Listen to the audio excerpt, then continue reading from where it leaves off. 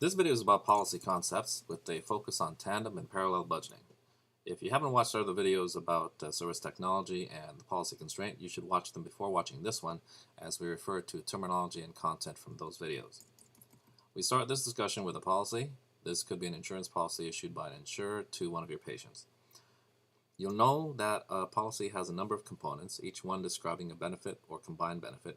We use the word components as well. The first component we'll say refers to a service type group, like so.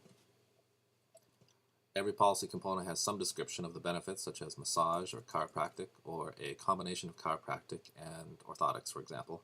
In addition to the description of the benefit, there is a schedule that describes when the benefit is available, during what interval of time, for instance, the claims for services rendered will be honored.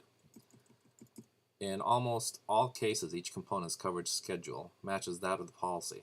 This is the default as well in Coligo, but the fact that in some cases this is not the case, a schedule is associated with each policy component defaulted to that of the policy. As well, limits are specified for each policy component.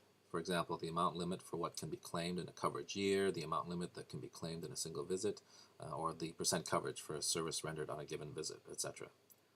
Most policies have more than one component, so we'll show one here, and many policies have a mixture of service type groups and service type group combos, so we'll add a policy component that describes a service type group combo. We'll differentiate between the service type groups by naming them X and Y in this case. We need to show the relationship between more than one policy because that's the nature of budgeting in Coligo, how much of a service charge is covered by one policy and how much by another. To show that relationship here, we'll stack the components on top of each other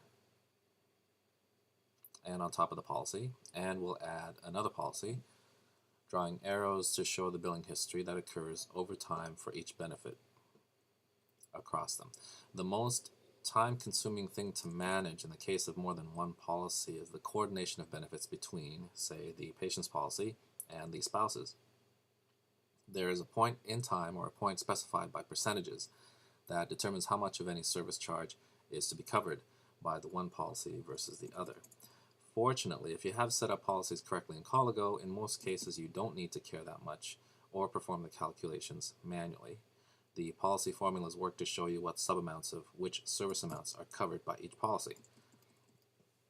In the easiest case, which is the most common case, as long as the budget start, year, month, and day of month are entered correctly, Coligo will perform the mathematics of budgeting accurately and inform you of the utilization of policy budget as the patient proceeds through their program of care.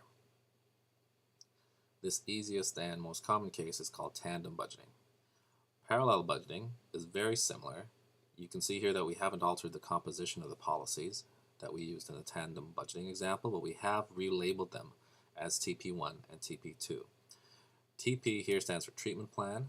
Treatment plans, like those for motor vehicle insured care, are very concerned about the start and stop of care, down to the level of each benefit. So in the case of parallel budgeting, you have to specify the start and stop, year, month, and day of month for each component of each policy.